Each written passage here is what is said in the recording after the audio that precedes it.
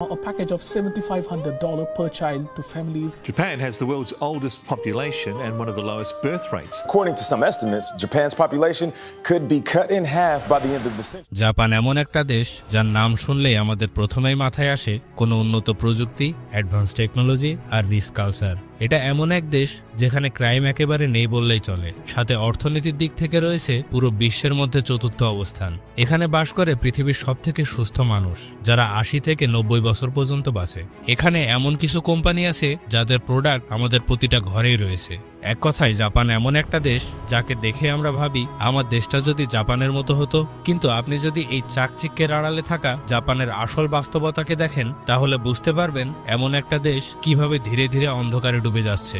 এখানে লক্ষ লক্ষ মানুষ রয়েছেন যারা জাপানের আধুনিক সমাজে জায়গা করে নিতে পারেনি। তারা নিজেদের ঘরের ভেতরে বন্দি করে ফেলেছে। তারা না কোনো জব করে, না তাদের মধ্যে কেউ বিয়ে করেছে, এমনকি তারা কেউ একটা হ্যাপি লাইফও কাটাচ্ছে না। তারা সমাজ থেকে ধীরে ধীরে দূরে সরে যাচ্ছে। কেউ কারোর সঙ্গে কথা বলে না, লাইফে কোনো মোটিভেশন নেই, যেন একটা প্রজন্ম পুরোটা হারিয়ে গেছে অন্ধকারে। এদেরকে বলা হয় জাপানের লস্ট জেনারেশন। আর সব থেকে অবাক করা বিষয় হলো এই লস্ট জেনারেশনের পরিমাণ জাপানের মোট জনসংখ্যার 15%। আর এই সংখ্যা দিন দিন বেড়েই চলেছে।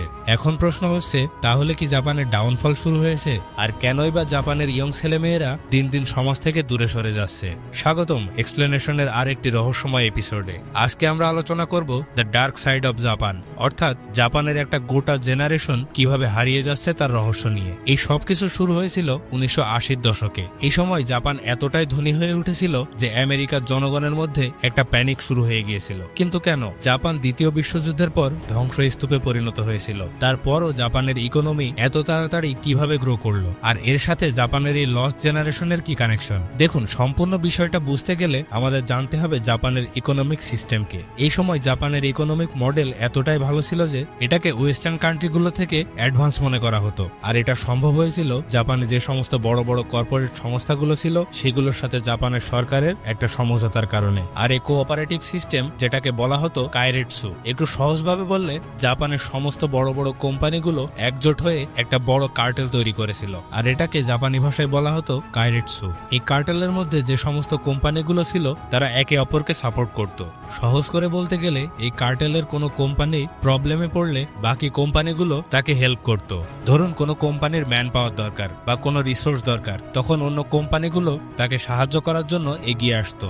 আর এই পুরো সিস্টেমটার সব থেকে বড় সাপোর্ট ছিল জাপান সরকার। জাপানের ন্যাশনাল ব্যাংক, যার নাম হচ্ছে ব্যাংক অব জাপান, তারা এই কোম্পানিগুলোকে প্রচুর পরিমাণে লোন প্রোভাইড করত, যাতে ব্যবসায়ীরা আরো বেশি পরিমাণে ইনভেস্ট করে আর নিজেদেরকে আরো ইমপ্রুভ করতে পারে। এছাড়া জাপান সরকার নিজের দেশের বাইরের কোনো কোম্পানিকে ঢুকতে দিত না। ফলে জাপানের কোম্পানিগুলো নিজেদের দেশের মার্কেটকে পুরোপুরি কন্ট্রোল করে ফেলেছিল।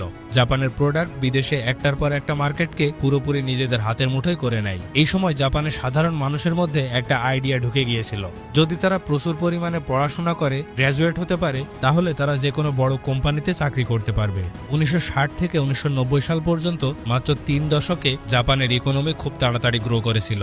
আমেরিকার পর জাপানেরই ছিল ওয়ার্ল্ডের সেকেন্ড লার্জেস্ট ইকোনমি। এবার এই ইকোনমিক গ্রোথের সাথে পাল্লা দিয়ে জাপানে যে রিয়েল এস্টেট ছিল তার দাম বাড়তে থাকে। মানে জমি, ফ্ল্যাট, বাড়িঘর, এগুলোর দাম আকাশ ছোঁয়া হয়ে যায়। 1980-র দশকের শেষের দিকে আস্তে আস্তে এই গ্রোথ আরো বেড়ে যায়। এই অবস্থায় অনেকেই ভেবেছিল যে জাপানের এই ইকোনমিক গ্রোথ হয়তো আর কোনোদিনই থামবে না, তাই যত বেশি ইনভেস্ট করা যাবে তত বেশি রিটার্ন পাওয়া যাবে। আর এই বিষয়টা জাপানের প্রত্যেকটা মানুষের মধ্যে গেঁথে গিয়েছিল। কিন্তু একদিন হঠাৎই জাপানের এই ইকোনমির ফুলে ফেপে ওঠা বেলুনটা হঠাৎ করে ফেটে যায়। 1990 সালের প্রথম দিকে জাপানে স্টক মার্কেট ক্র্যাশ করতে শুরু করে। জাপানের অর্থনীতি যেভাবে দ্রুত গতিতে উঠছিল ঠিক সেইভাবেই নামতে শুরু করে। মাত্র 2 বছরের মধ্যে জাপানের শেয়ার মার্কেটে 63% ড্রপ করে। লক্ষ লক্ষ মানুষ তাদের জমানো পুঁজি হারাতে শুরু করে। প্রচুর কোম্পানি দেউলিয়া হয়ে যায়। প্রচুর মানুষের চাকরি চলে যায়। বড় বড় কোম্পানি, ব্যাংক সবাই পথে এসে বসে। পরিস্থিতি এতটাই খারাপ হয়ে যায় যে সবাই ভেবেছিল জাপানের ইকোনমি আর কোনোদিন মাথা তুলে দাঁড়াতে পারবে না। আর এই ক্ষতি এতটাই বেশি ছিল যে আজ পর্যন্ত জাপানের ইকোনমি সেটা রিকভার করতে পারেনি। সবাই বুঝতে পারে যে জাপানি কোম্পানিগুলো থেকে শুরু করে সরকার সবাই স্টক এক্সচেঞ্জে ইনসাইডার ট্রেডিং, স্টক ম্যানিপুলেশনের মতো ফ্রড করছিল। মানে পুরোপুরি একরকম কালোবাজারি চলছিল।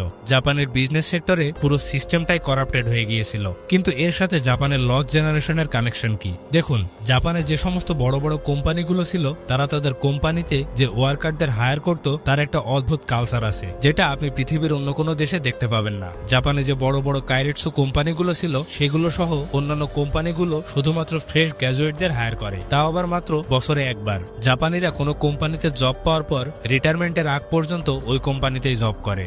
জব চেঞ্জ করার কালচার যেটা আমাদের বাংলাদেশে আমরা দেখতে পাই, সেটা কিন্তু জাপানে খুবই রেয়ার। তবে এর ভালো এবং খারাপ দিক দুটোই রয়েছে। প্রথমত, জাপানে চাকরির বাজারে এই সিস্টেমের ফলে সেখানে একটা স্টেবিলিটি এসেছিল, মানে বেশিরভাগ মানুষই চাকরি পেয়ে যেত, আবার কারো চাকরি হঠাৎ করে চলে যেত না। আর খারাপ দিক হলো এই সিস্টেমে চাকরি পাওয়া যেমন কঠিন ছিল, কম্পিটিশনও তেমন বেশি ছিল। কারণ জাপানে যে সমস্ত স্টুডেন্টরা ছিল, তাদের জীবনে একটাই সুযোগ, গ্র্যাজুয়েশনের পর তারা যদি একটা ভালো কোম্পানিতে চাকরি পেয়ে যায়, তাহলে আজীবন তাদের ক্যারিয়ার নিয়ে কোনো দুশ্চিন্তা করতে হতো না। কিন্তু যারা প্রথমবার চাকরি পেত না, তারা সারা জীবন আর কোনো ভালো চাকরি পেত না। কারণ এই দেশটির সিস্টেম অনুযায়ী একবার যদি কোনো অ্যাসপিরেট কোনো কোম্পানির হায়ারিং প্রসেসে রিজেক্ট হয়ে যায়, তাহলে আর কোনোদিনই সেই কোম্পানিতে চাকরির সুযোগ থাকে না, বা থাকলেও খুব ভালো পোস্টে থাকে না। আর এর পেছনে কিন্তু দায়ী হলো এই স্টক মার্কেট ক্র্যাশ। যদি ওই সময় স্টক মার্কেট ক্র্যাশ না হতো, তাহলে কোম্পানিগুলোর হায়ারিং প্রসেস ঠিকঠাক ভাবে চলতো। এর ফলে লক্ষ লক্ষ মানুষ চাকরি করত, তারা বিয়ে করত, এর ফলে লক্ষ লক্ষ বাচ্চার জন্ম হতো, আর পুরো সিস্টেমে একটা ব্যালেন্স থাকতো। বর্তমানে জাপানে বয়স্ক মানুষের সংখ্যা দিন দিন বাড়ছে, আর এটা জাপানের অর্থনীতির উপরে খুবই খারাপ প্রভাব ফেলছে। আর এই পুরো সিস্টেম থেকে বেরিয়ে আসার জন্য জাপান সরকার অনেক ধরনের স্কিম চালু করেছে। তারা ইয়াং জেনারেশনকে উৎসাহিত করছে বিয়ে করার জন্য, চাকরি করার জন্য। এই ঘটনা কিন্তু কোনো দেশের শুধুমাত্র ইতিহাস না, এটা প্রতিটা দেশের জন্য একটা সতর্ক বার্তা।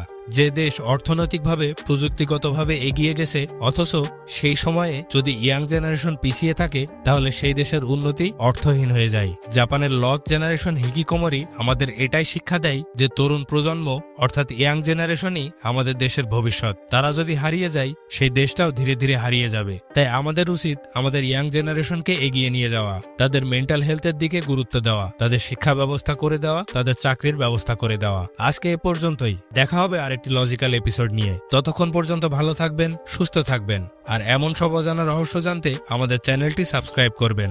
ধন্যবাদ।